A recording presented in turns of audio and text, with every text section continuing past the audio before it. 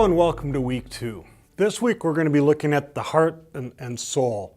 Now remember in my introductory video I talked about heart and soul and how they're really used interchangeably in Scripture, and so that's the way we're going to be talking about them. Now Gorman in her book Tending to Body, Heart, Mind, and Soul separates them into 2 different chapters, but really I think they are one and the same. They are things that are very hard to describe, very hard to really get a grasp of. What is the soul? What is the heart?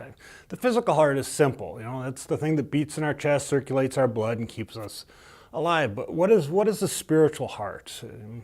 Some would say, well, that's where Jesus lives, and different things like that. But really, what is it? And what is the soul? And it's hard to define these things, but in Scripture we're told in Proverbs 4:23 to guard our heart with, above all else, to guard our heart. It's the wellspring of life. It's what brings us to life. In his book A Rattling of Sabers, Greg Borgon talks about the heart a lot, and this is what he says.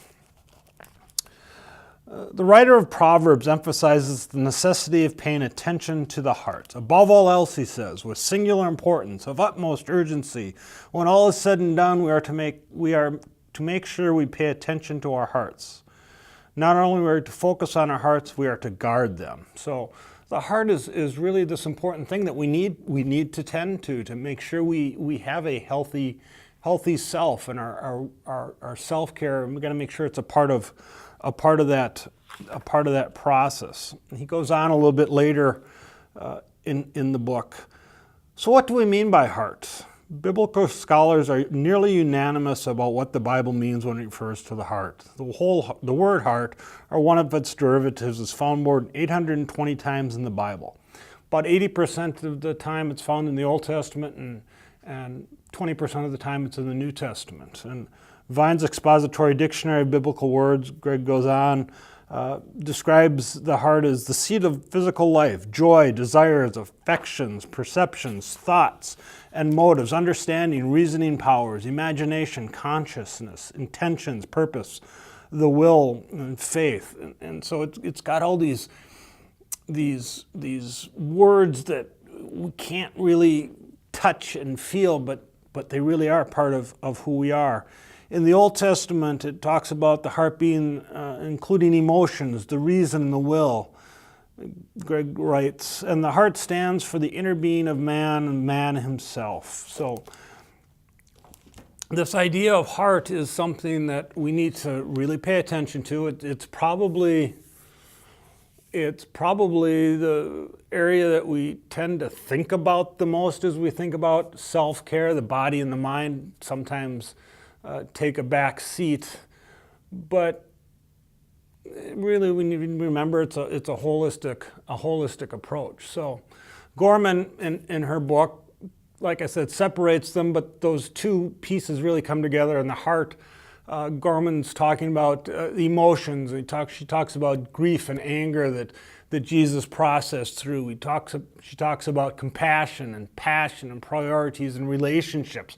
Those are all related to the heart, and I think that's what Greg would agree with too. And the soul, it's being in nature, being in wilderness, and what that looks like. It's about forgiveness. It's about prayer. It's about obedience, and so all these components come together, and we have to evaluate and we have to assess how we're doing in 1 or 2 or some of these areas, and see what God might be inviting you to explore. Is there something that you need to think about in anger, or in forgiveness, or getting alone with God? What might that look like? For each one of us, it's different, and what we need to tend to, it's going to be different. But I think that's really key to what we're going to be doing, and the examines that we're going to be doing really give you the opportunity to reflect on those questions and to explore what God has been saying to you, and what God is inviting you to do. So as we think about the heart and soul, as we think about beliefs and values and passions and desires and relationships, all these kinds of things. That's what I want you to be thinking about as you explore how you're doing, how you're tending to your heart.